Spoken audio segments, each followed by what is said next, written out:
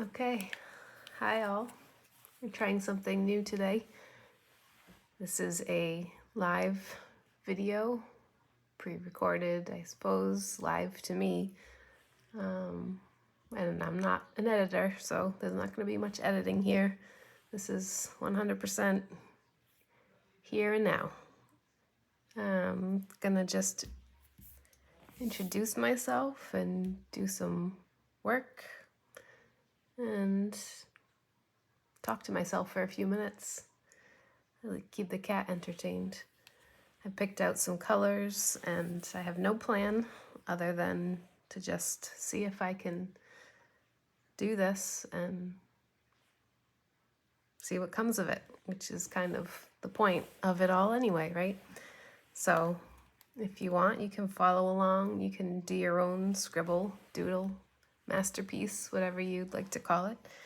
Or you can just watch and see what the heck is going to happen.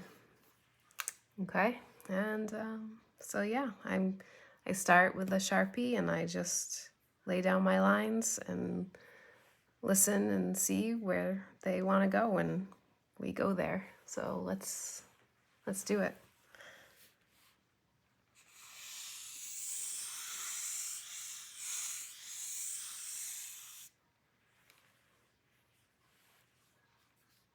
I started off doing more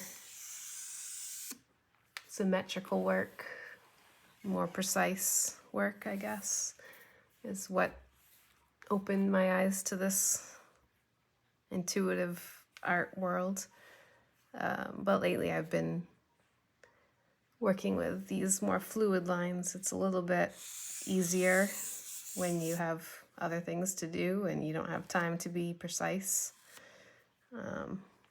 You don't have as much time as you would like. So these are good for just, I guess, exercising the mind and the fingers and the colors and all that fun stuff. So I've just laid down a few lines and I try to step back and look at it and see if there's more I need, where something is missing, and I try not to think about it too much, but just listen to whatever is going on this paper, which right about now, at this point, I never know what's going on. And if I didn't know that something would happen, I'd probably just throw my hands up because I don't know what I'm looking at, but we carry on. So I'm gonna pause here and get my pen for filling in the corners. Don't mind the mess.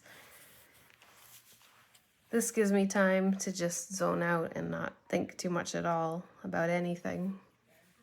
You're just kind of rounding these hard corners here. Softens it a little bit. I don't know why, but maybe because there's not too many hard angles, 90-degree angles in nature. This tends to work well for finding pictures, finding stories when you round out these edges. So while I do that, I could probably try to tell you a little bit about myself.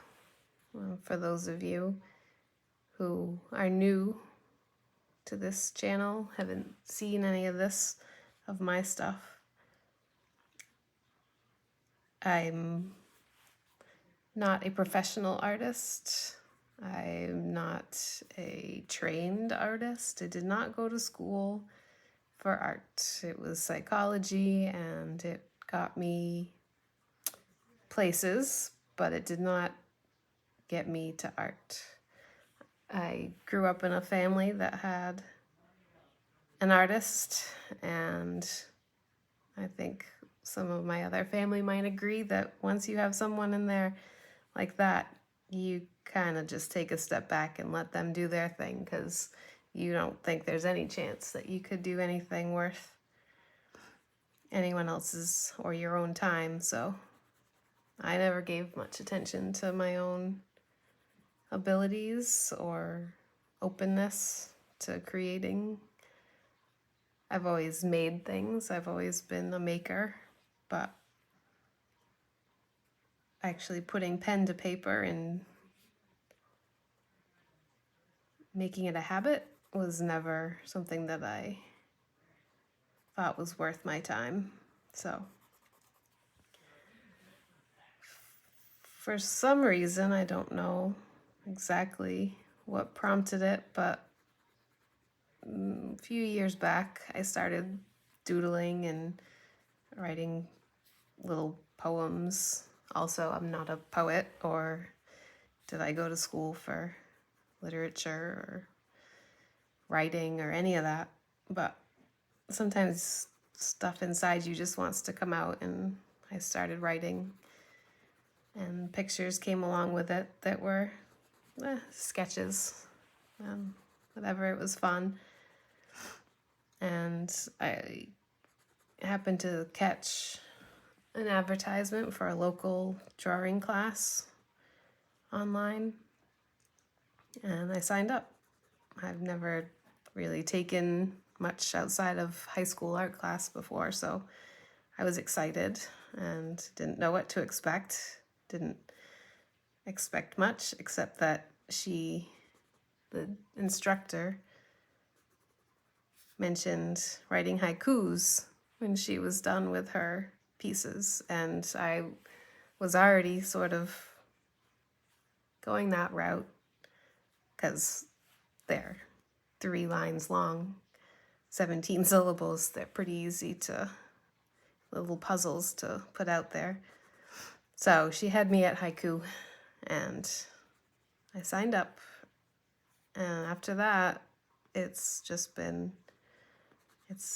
a whirlwind of intuitive art. I sit down whenever I can, and this stuff comes out. It's like conversations with my soul, my subconscious, my mind, the stuff that you don't have time to talk about, to talk with, talk over during the day to day. This kind of gives you a chance to sit down and, if nothing else, just breathe for a minute. And as you can see, this part is pretty straightforward. It doesn't take a whole lot of thinking or effort. You just do it. It doesn't have to be perfect, beautiful. You can do it messy, however you want to do it.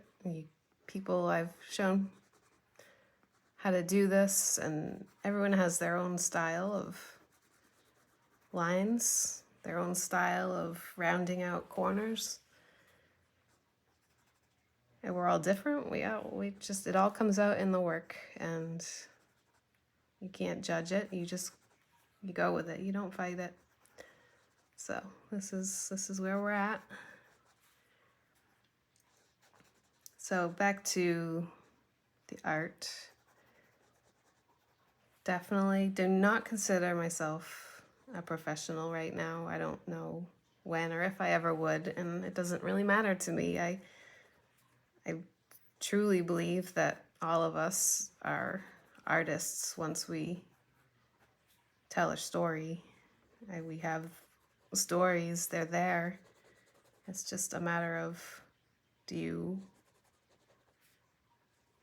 have the will, the desire to share it? And I think that's what makes an artist an artist. So I try to show people, because I feel like there's this myth that you have to accomplish certain things, you have to be certain things, it has to look a certain way, you have to impress certain people in order for it to matter. But I found that I was able to impress myself, and that was enough for me. And other people that I've shown this process and other processes similar have blown me away, and I can't stop, because I know it's there, and no matter how you slice it, a piece of someone's soul coming out onto paper or sculpture or knitting, anything, a piece of your soul being injected into the world is always a beautiful thing. So I will keep pushing it, and I hope that if only one person catches on and buys my story, I'll be happy. So I've kind of come to a place where I think I've gotten all the hard edges out. I could go to the edge of the paper and kind of fan these out too.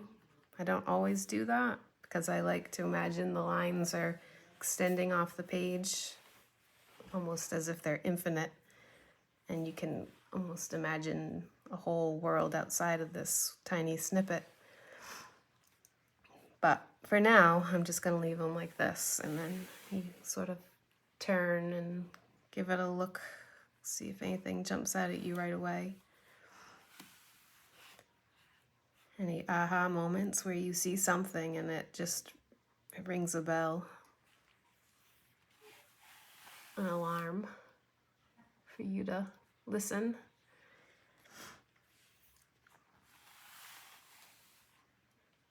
Sometimes, if I have the forethought and the time and the quiet, I'll ask myself a question before I sit down to draw. Something that I'd like to check in with, and like an answer that I'm looking for, or something that has been on my mind lately. I'll just sit down and draw it out and see if that spills into it and helps me figure things out. And it usually does. There's usually something there, because it's in me. All I have to do is listen and find a way to pull it out. I didn't do that this time. I mainly was just trying this to see what kind of a creation we come up with here together this time, without me trying to be anything in particular except here. So I'm actually going to give it a little more time, maybe stop talking, because that helps. And then we'll see what happens.